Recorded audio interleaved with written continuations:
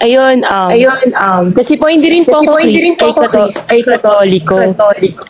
10 years ago, nag-change po ako ng religion. Okay. Yung religion po namin, naniniwala kami sa, Diyos Ina. Narinig yun na po ba yun? Naniniwala rin po ba kayo na may Diyos Ina, nag-i-exist yung Diyos Ina? Wala akong nang nabasang ganun sa Biblia eh. Kung merong Diyos Ina, lumalabas ng asawa si God. Ganun na labas nun. Wala akong nabasang ganun eh. Wala akong nabasang ganun. Sa Galatians. Ang nababasa ko si anong tawag dito? Si Maria, ina ni Jesus. Oo, yun nga rin po yung Nabalitaan ko na yung tungkol sa Diyos Ina. Nabalitaan ko lang yun. Pero wala akong nabasang ganun eh. Kung may talata ka, I'm open. Opo, sa Galatians chapter 4 verse 26 po. Noong una din, hindi rin ako naniniwala na may Diyos Ina. Ang alam ko lang din si Mama Mary nga. Then, yun nga po, inaral ko sa Bible. Meron nga, nag-i-exist na po siya. Ano nakasulat? Katulad po sa Genesis, di ba? Doon mo sa Galatia, ano nakasulat? Sa Galatians. But the Jerusalem that is above is great, and she is our mother. Hindi mo naman nabasa ang Diyos yun. Yan yung bagong Jerusalem na sinasabi. Pero hindi mo nabasa ang Diyos yung bagong Jerusalem. Oo, nanay. Pero hindi mo mababasa ang Diyos yun kasi lugar yun eh.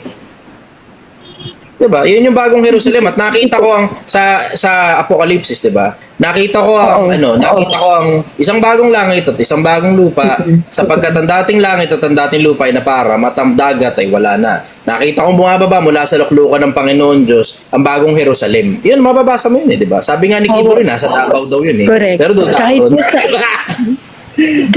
Apocalypse, yung sa Revelation din po, may babae nagkakasal din dun eh. Yung parang sa last age, ipapakilala ni God yung asawa niya. Yun nga si God the Mother. Hindi, ano ka ba? Ipapakasal kay Kristo. Yun yung ipapakasal kay Kristo, yung iglesia. Hindi sa tatay niya ipapakasal yun, ano ba? Hindi sa tatay niya ipapakasal yun. Ang hirap kasi i-explain. At saka yung... Sorry. Nabalitaan ko rin yun. It just doesn't have enough evidence to prove something na merong Diyos Ina. Sa Bible, yung konsepto lang ng Diyos Ina, imagine mo kung totoong yung konsepto ng Diyos Ina, yung sana, yung mga pinakamalalaking religion under Kristyanismo, sana ina-acknowledge yun. Tignan mo, sa Katolisismo, hindi nila kinoconsider yan eh. Sa Iglesia ni Cristo, hindi rin nila kinoconsider yan. Sa dating daan, hindi din nila kinoconsider yan. Yung mga pinakamagagaling na debatista under Kristyanismo, hindi siya kinoconsider eh. Na merong Diyos. Yun nga po yung secret ng Bible. Talaga yung pwedeng secret ng Bible yun, o baka pwedeng secret lang ng pastor ninyo. Ganun. At saka po, you have to check on that. Sorry po. Sa Genesis po, diba?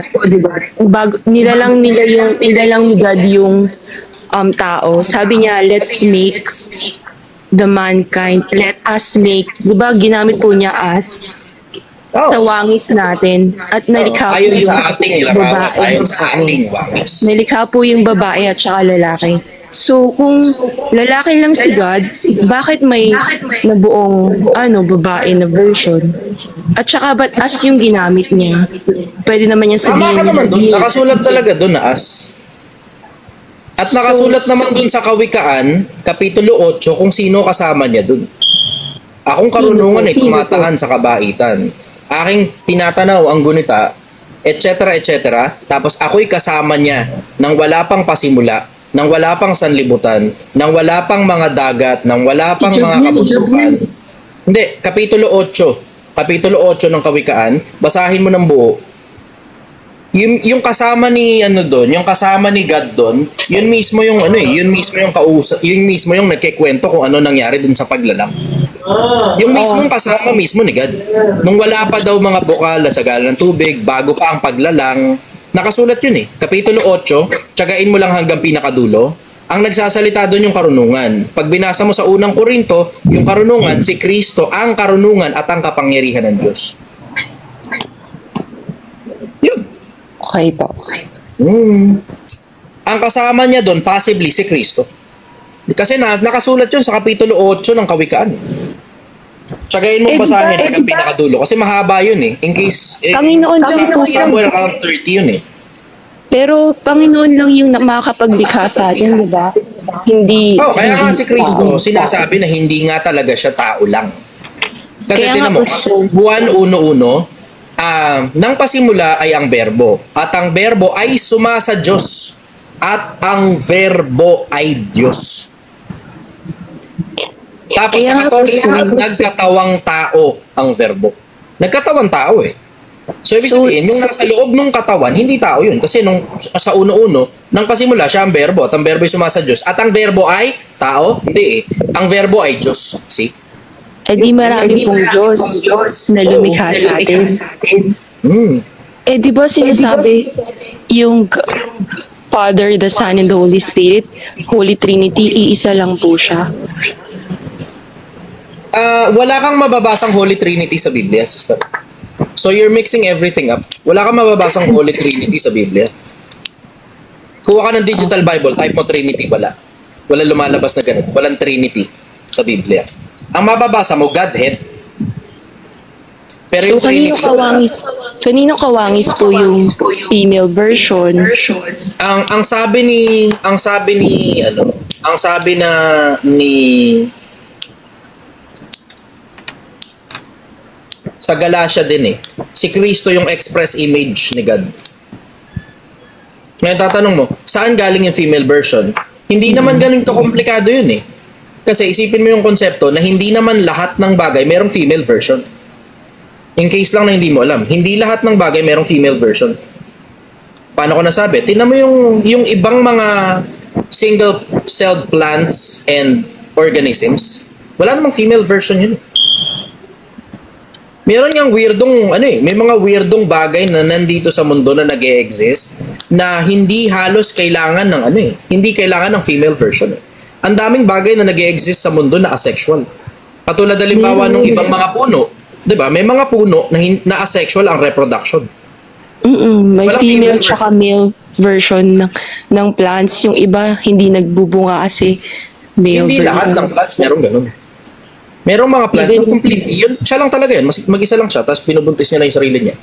Yung kung Lahat po ng living things, may male and female, di ba?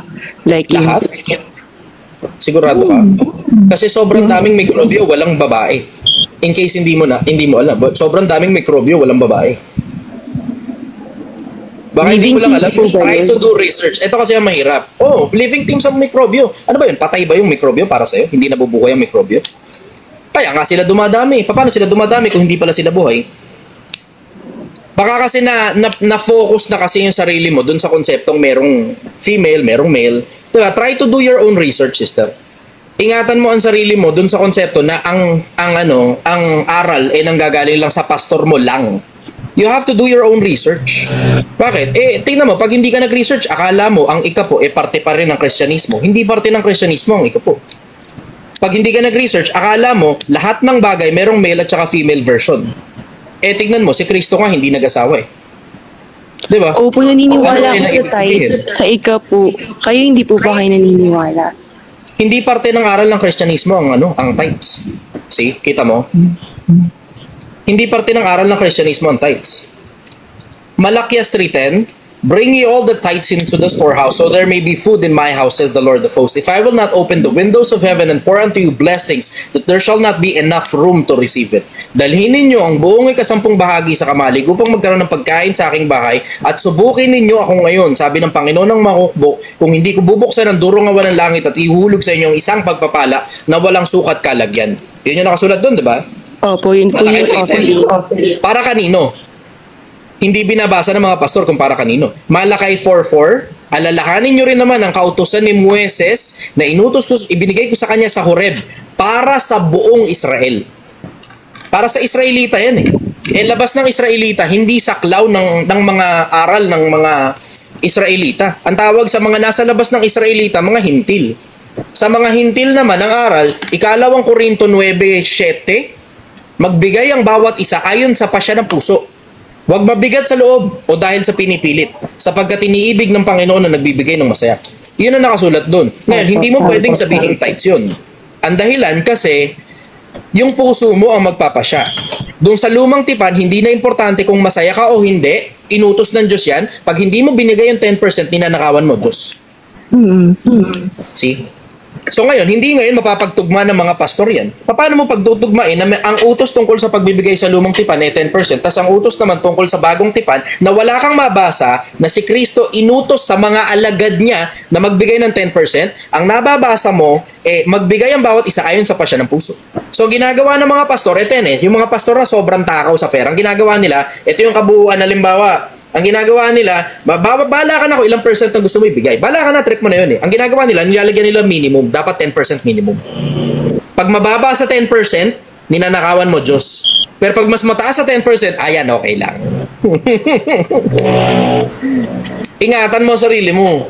Ingatan mo sarili mo. Masyadong masalimuot ang konsepto ng spiritualismo to the point na maraming tao ang naliligaw dyan. Yun nga yung dahilan kung bakit ako personal, hindi ako nag-i-interpreta eh. Ayoko ng interpretation sa Biblia. Ayoko. Kasi simple lang naman yung konsepto eh, di ba? Pag hindi mo maintindihan yung isang konsepto, kailangan hanapin mo ngayon sa Biblia. Kasi nakasulat din naman yun sa isang talata ng Isaias, inyong saliksikin sa aklat ng Panginoon at inyong basahin. Bawat isa rito ay hindi mangangailangan ng kanyang kasama sapagkat iniutos ng aking bibig at pinisan sila ng kanyang espiritu. Ang nakasulat sa Biblia, pag meron kang hindi maintindihan sa Biblia, hanapin mo rin sa Biblia. Mahirap yung mag-interpret katulad nun. Yung tawag dito, merong Diyos na asawa, may asawa yung Diyos Ama.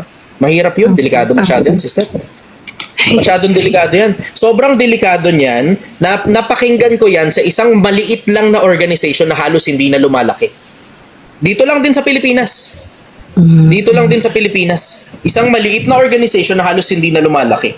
Tapos yung maliit na organization niya, nagtuturo pa ng tithes. Alam mo na, maliligaw ka talaga sa mga tao nagtuturo ng tithes. Bakit? Hindi naman aral ng Kristyanismo yan. Aral lang mosaiko yan. Yung tithes, aral lang mosaiko, tinan mo, pahanapin mo sila ng talata kung saan nakasulat sa Biblia na si Kristo mismo ang nag-utos sa mga alagad niya na magbigay ng 10%. Walang ganun. Bakit? Kasi 7:5 ng Ebreo, ang sabi, nilalabas ko tuloy yung mga bala ko sa debate. Bala ko nga sa debate yan eh. 7:5 ng Ebreo. Sorry na, idol. Sige na. 7:5 ng Ebreo, ang sabi, nang palitan niya ang pagkasaserdote ay kinailangan din namang palitan ang kautusan. Therefore, yung pagkasaserdote ng mga Levitas noong unang panahon, pinalitan yun. Alin pagkasaserdote ang inilagay? Yung pagkasaserdote ni Kristo. Ngayon, yung pinalitan yung pagkasaserdote ng mga Levita, ang ipinalit si Kristo, may sariling set of rules si Kristo. Ang tawag, kautusan ni Kristo. Walang mababasa sa kautusan ni Kristo na magbigay ka ng tithes. Walang mababasa niyan dun. Kaya nga, may luma at saka bagong tipan eh. Ang mga tao, ang ginagawa ng mga pastor, nililito nila miyembro.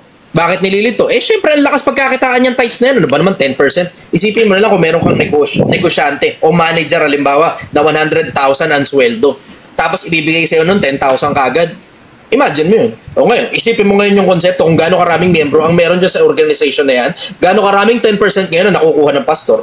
Yung pastor ay yumayaman eh. Hindi mo naman mahagilap kung saan napupunta pera. Makikita mo, oo, pinampapagawa ng church, pinanggaganto, pinanggaganyan. Pero does it account? Really? Does it really account? Eksakto ba talagang halaga na pinampatayo lang ng ng kapilya yan? O baka sobra-sobra na yung pera na yan. Hindi nga nila nire-report kung saan nila dinadala 10% eh. Mas malala pa, ito pa mas malala. Ang nakasulat sa Biblia, yung 10%, nung mga 10%, sinusunog sa dambana yun.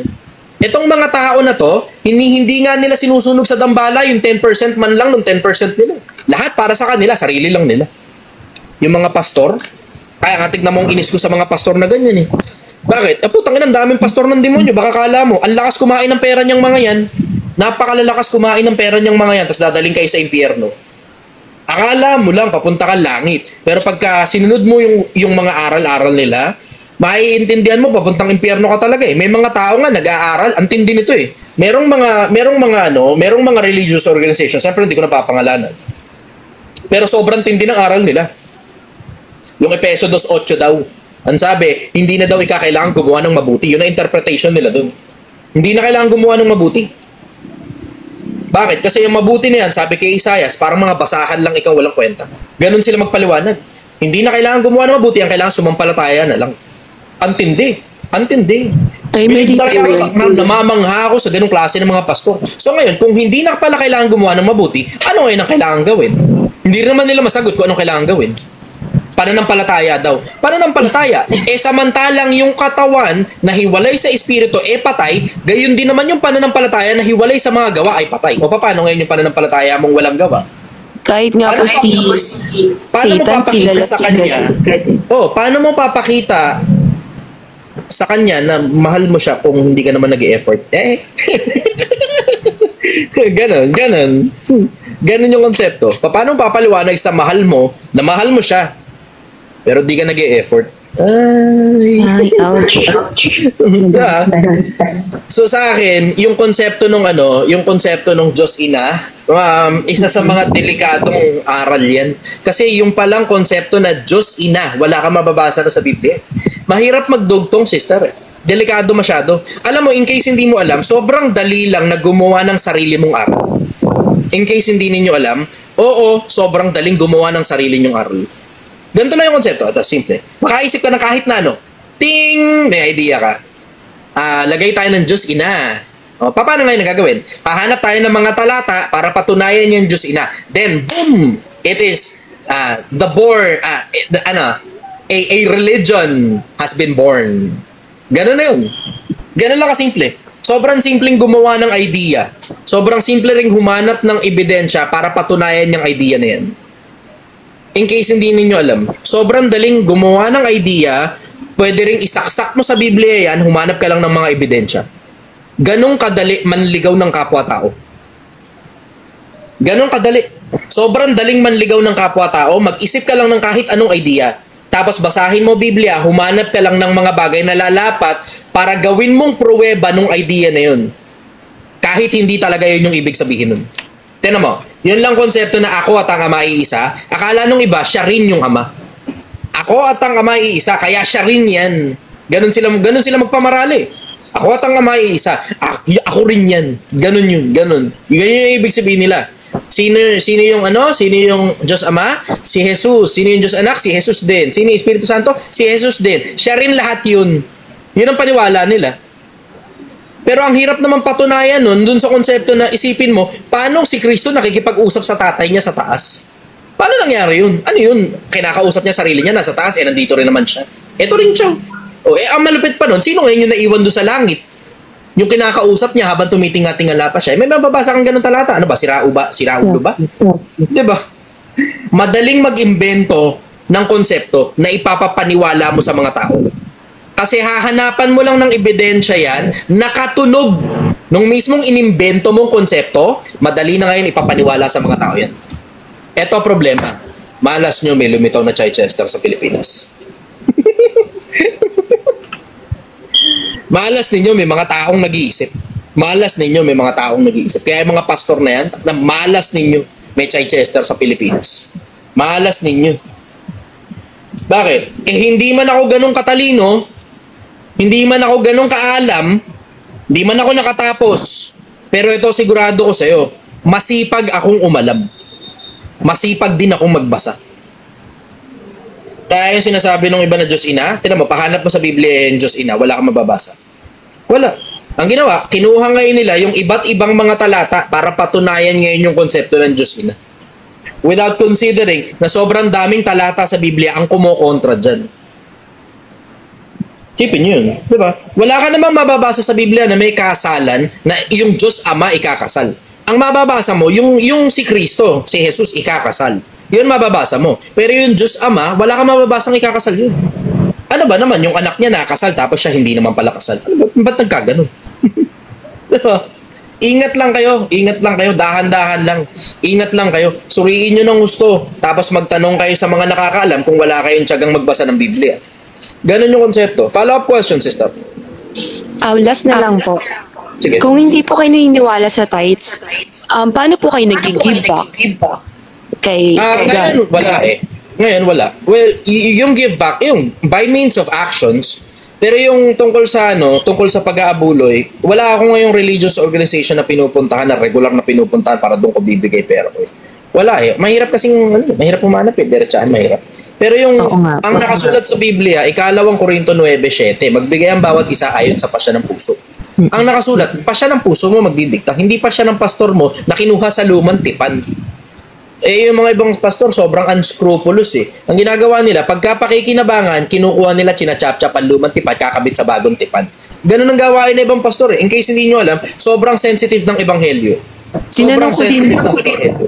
Tinanong ko din po yan nung bago ako sa religion namin. Sabi ko, bakit po, pag nagbabasa tayo ng Bible, ito yung verse kukunin natin sa Genesis, tapos may kukunin tayo sa... Tapos may pinakita siyang verse sa akin na every verse daw sa Bible may mate, may ka-partner. Nasa Bible din po siya. Nakalimutan ko lang yung verse niya. Pero sabi ko, okay. Oh, nasa kapitulo, kung hindi ako nagkakamali, 36 yun eh, ng Isaias. Yun Pero po ang nakasulat doon, inyong saliksikin at basahin sa aklat ng Panginoon. Bawat isa sa mga ito, hindi magkukulang, walang makakailangan ng kanyang kasama.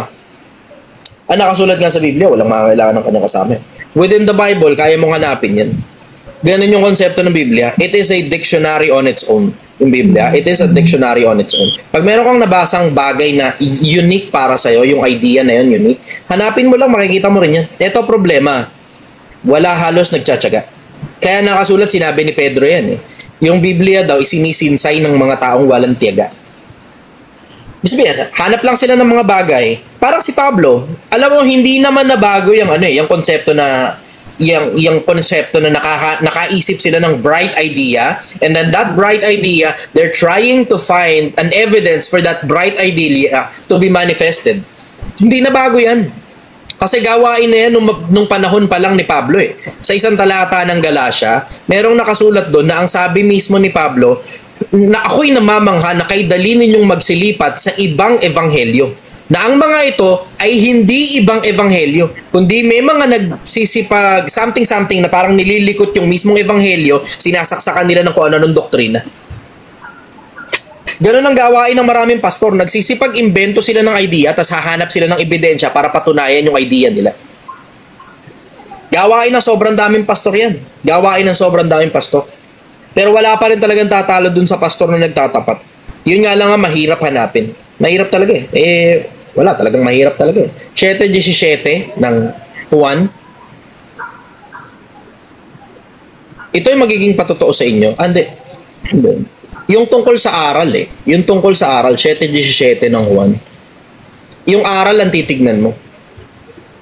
Pero overall, diretsahan, masyadong delikado, masyadong masalimuot yung konsepto ng paniniwala sa mga bagay na pinaniniwalaan ng mga tao. To the point na kapag bitin ang ebidensya, ito mabigat. Yung konsepto na may ebidensya, yan ang mahirap, mahirap baliin yan eh. Kasi isipin mo yung konsepto na may ebidensya yung bagay na ipinipresenta sa'yo. So merong idea, yung idea may ebidensya. Paano mo ngayon malalaman kung tama o mali yung gamit ng ebidensya? Yun ang mabigat. Doon pa lang kasi sa konsepto ng Diyos Ina, mahirap siyang paniwalaan. Ang dahilan kasi simple. Wala kang mababasang Diyos Ina sa Biblia eh. Wala eh. Hanap ka sa buong Biblia, wala kang makikita ng Diyos Ina. Ang gagawin nila, wala silang choice. Para palabasin yung Diyos Ina na yan, kukuha sila ng mga talata na hindi naman nagsasalita ng Diyos Ina, tapos lilikutin nila yun para sabihin may Diyos Ina. Ganun. Ang daming ganyan sa ang daming ganyan sa mundo. Sobrang daming ganyan sa mundo. Yung pangalang konseptong hindi na daw kailangan May mas malala pa. Hindi daw nawawala ang kaligtasan. OSAS. Once save, always save. May mga taong naniniwala sa gano'n. Kahit murderin mo nanay mo, ligtas ka pa rin. Bakit? Sumampalataya ka na kay Kristo. Ganun yung konsepto na iba religion eh. Kaya overall, ako mismo diretso, nagdadalawang isip ako sa maraming mga relihiyon. Kasi there are things that you may find good in those religion.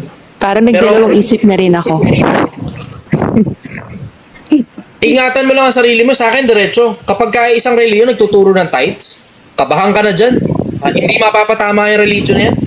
Hindi mapapatama. Bakit? Kasi 13:39 ng gawa, ang sabi, sa mga bagay na ito, aariin kayong ganap sa pamamagitan ni Kristo. Na ang mga ito, hindi kayo aariin ganap sa pamamagitan ng kautusan ni Moises. Kung isipin mo, nagtuturo sila ng mga doktrinang Kristyanismo, tapos sinasaksak nila yung mga kautusan ni Moises sa kautusan ni Kristo, pinagja-jumble-jumble na nila. Ngayon, ano ngayon ang nangyayari? Magulo na ngayon. Bakit? Nagtuturo ka ng tithes, hindi naman yan ang utos ng Kristyanismo dahil lang malakas pagkakitaan ng tithes. Diba? Ngayon, delikado ngayon ang kaluluwa mo pagdating sa ganyang klase ng mga religion. Kasi yan yung mga religion na sampay bakod eh. Yan yung mga religion, tingnan mo, usisain mo yung mga aral nila, makakahanap ka ng 2 o 3 aral nila sa internet na rin mismo na tinalo na ng ibang mga religious organization yung konsepto na yun. Naglaban ng debate. Tinalo ngayon yung nung isang religious organization, yung konsepto na yun, galing yan dun sa mga religion na may tithes. Yung OSAS, once save, always save. Yung once save, always save. Yung yung konsepto ng tithes. Yung konsepto ng ng maraming iba't ibang mga bagay na pag chinek mo sa internet, may mga debate na nangyari in the past. Tapos yung mismong konsepto na yun mismo ang pinagdebatihan, tapos natalo ngayon yung mga nagpo-propose ng tithes. Hindi naman katakataka yun eh. Kasi mahirap kang samahan ng Diyos kapag ganyan ka, matakaw ka sa pera. Pastor ka, takaw mo sa pera. Ang hirap sa'yo samahan ng Diyos pagka ganyan. Isipin mo kung ako nga, vlogger lang. Oh. Vlogger lang ako eh. Vlogger lang si Chester. Diba? Pero tingnan mo, hindi ako to turn on ng monetization dun sa ibang mga pages ko. Ang kaisa-isa lang naman na page ko na naka-turn on yung monetization, yung yung pula. Chichester, yung The Chichester na 600,000 followers. Editor ko na lang naglalagay dun eh. Tapos sa editor din papunta yung pera. Pero all else, yung The Chichester Official, yung Project 1M, at saka itong bagong page na kagagawa ko lang sa Facebook, wala akong dyan eh. Wala akong monetization dyan. Bakit? Minsan may mga pagkataon, magpo-quote out ka talaga ng sinabi ng Diyos, nakakadiri naman yun kung pinagkakakitaan mo yung salita ng Diyos, di ba? Hindi ko makain eh. Hindi ko makain, diretsahan. Hindi ko talaga makain yung konsepto. Nakakainin ko galing sa salita ng Diyos na binenta ko sa kapwa-tao ko. Ganun ang dating nun eh. Binebenta ko yung salita ng Diyos para kumita ako ng pera. Tingnan mo, may mga iba nga namamangha ako eh. Nangangaral ka ng tungkol sa Diyos, naka-turn on ng monetization mo. Hindi ka nahihiya, pinagkakakitaan mo yung salita ng Diyos. Dahil lang alam mo sa sarili mong dahop na dahop at sabik na sabik ang mga tao na marinig yung salita ng Diyos, ikaw naman pinagkakakitaan mo salita ng Diyos. Grabe ka naman. Hindi ko makain yung ibang mga pastor eh. Tangina, antindi mo no? Biro mo yung konsepto na So, sobrang tindi mo yung konsepto na mismong salita ng Diyos dahil alam mong sabik na sabik ang mga taong marinig yung salita ng Diyos, binebenta mo yung salita ng Diyos kapalit ng monetization. Antindi mo naman. Hindi ka ba nahihiya sa pinagagawa mo? Meron na ngang abuloy galing sa mga miyembro mo, 10% yung hinihingi mo. Kulang pa sa'yo yung pera. Gusto mo pang kainin, pati pera sa social media. Sobra ka naman. Diba? Ako, diretsahan. Dirindiri ako sa maraming pastor. Yun nga yung dahilan, bakit okay na lang sa akin na ganito eh. Pero, bahala ka, it is completely your choice. Kasi sa Biblia naman kasi may tinuturo religion. Sa Biblia, may tinuturo din na iglesia. Di ba? Iglesia ng Diyos, iglesia ng Kristo, iglesia ng mga panganay, at napakaraming iba't iba pang mga pangalan sa Biblia na iglesia. So, ikaw na lang bahalang humanap sa sarili mo. Pero, definitely, yung isang religion, mahihirapan kang humanap ng tamang religion galing sa isang religion na nagtuturo ng tithes na utos kay Moises at saka dun sa mga kasama niya, mga sacerdotes, levitas. Hindi utos yan sa Kristyanismo. Mahihirapan silang humanap ng pruweba na utos yan sa Kristyanismo. Kaya tignan mo, napakabihira ng mga pastor na lumalaban ng debate pag tithes ang pag-uusap. Kasi ang hirap talagang patunayan niya pag isang taong kausap mo nakakaintindi. Ang hirap patunayan yung tithes na yan. Doon pa lang sa konseptong saan mo mababasa na inutos ni Kristong magbigay ng tithes yung mga miyembro niya. Ang hirap nun. Ang hirap nun, sobra. Napakahirap humanap ng ebidensya para sa ganun kasi binasa ko buong Bagong Tipan, wala akong makitang inutos ni Kristo yan. Wala talaga akong makitang inutos ni Kristo yan. Yun ang sagot ko ron. Follow-up questions, sister. Wala na po. Next time po ulit. Sige, bye-bye. Thank you po. Thank you, Idol. Salamat, sister. Good night. Hanggang sa dulo, mananatili pa rin akong sumasagot ng mga tanong. Mananatili akong hindi interesado sa politika. Mananatili akong hindi interesado sa pera. Mananatili akong hindi interesado sa kasikatan, sa kayamanan, sa kapangyarihan, sa katanyagan. Mananatili pa rin akong sumasagot sa mga tanong ninyo sa pag-ibig,